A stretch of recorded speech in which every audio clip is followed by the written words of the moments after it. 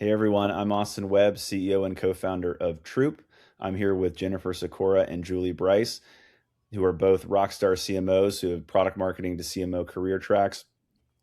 We're here talking about adoption inside of a B2B setting, inside of thinking about enterprise sales. My first question for you two is, what are your thoughts on how to best apply AI in a B2B setting to track how well your messaging is being used? Julie, go Yeah, for it. it's a hard question. I think lots of companies are trying to crack this problem, and there's not a great solution yet. There hasn't been one yet.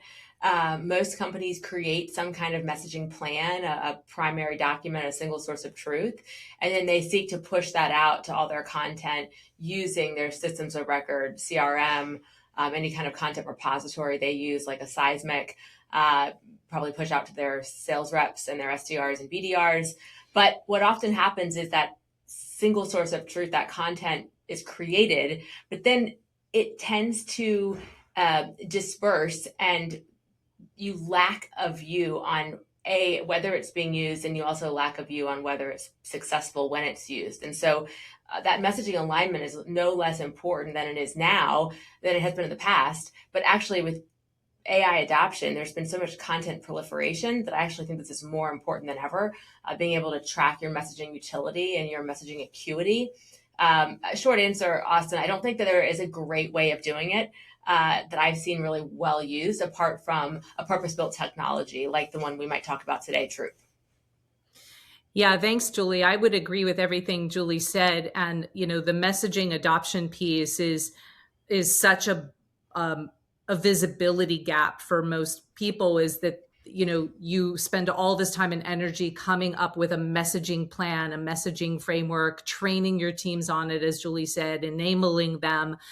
But then you just don't know what's actually happening. You know what people are telling you is happening, but you don't really know what's happening. And so to be able to get real data on that is so important.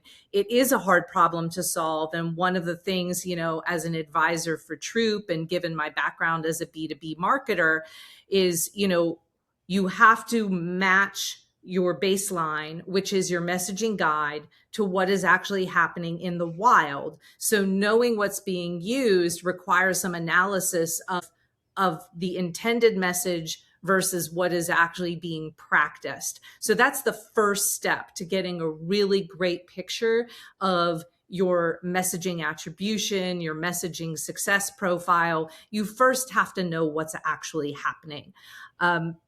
So there are some different approaches, and Austin, I don't know if you want to talk about those. Yeah, I think there's both great answers. I think to summarize what I heard from both of you, right, is in practice, we go out and we create this single source of truth. Here's what we want to say to the market. Here's why we want to say it.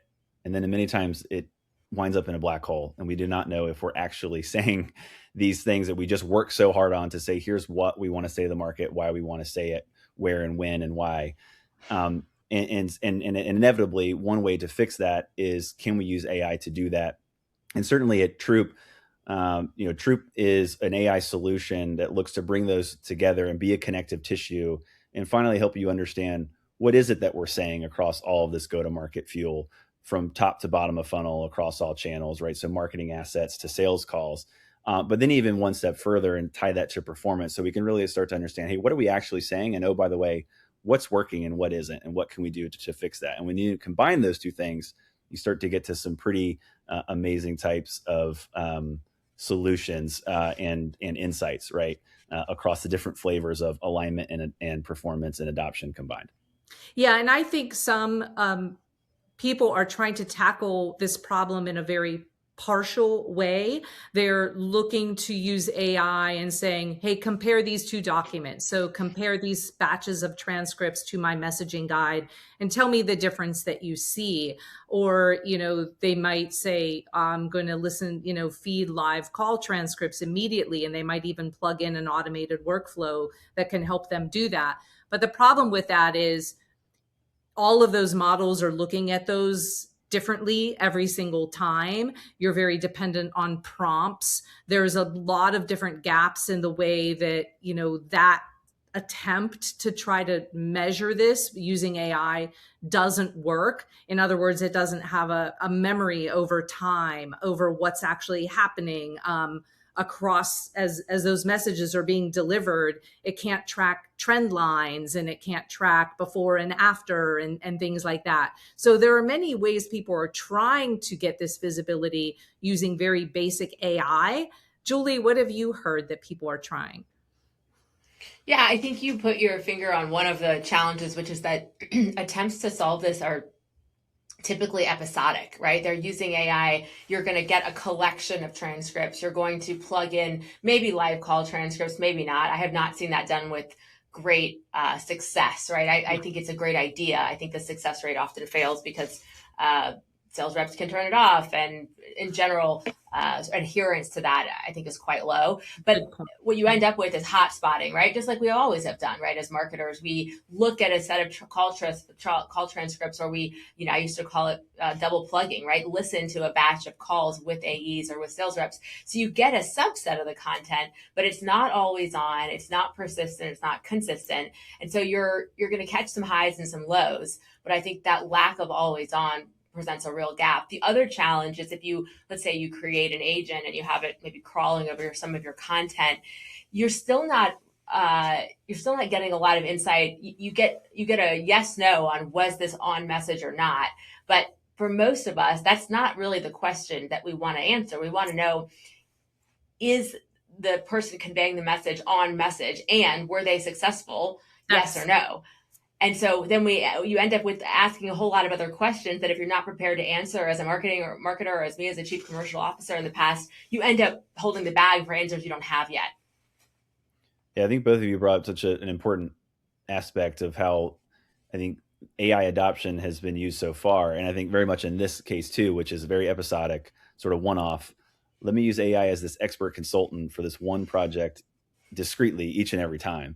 And really, you need to be looking at this comprehensively. And if you can continuously grab all of your messaging communications and then be able to take that and tie it back to a baseline like we talked about earlier, but then to really know that, hey, I've actually got a comprehensive set of assets and sales calls. So I have a bit of the state of the union. I know what's actually going on, as opposed to, I hope I got the right keywords, or I hope I got the right set of transcripts to look at. That you're looking at all of it in entirety, and then you're able to have that persistent memory and be able to do trending, et cetera. But I think it's a really good point around how everyone's use of AI today is that one-off episodic element, and really needs to be looked at as this is an ongoing teammate consultant I can use all the time, anywhere, everywhere.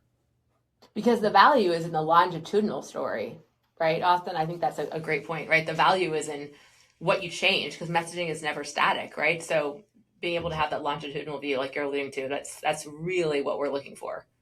Yeah, absolutely. And Julie made a really excellent point, which is that the questions don't just stop at were we aligned or were we not aligned. It was like, what is the next? What comes next? What came next?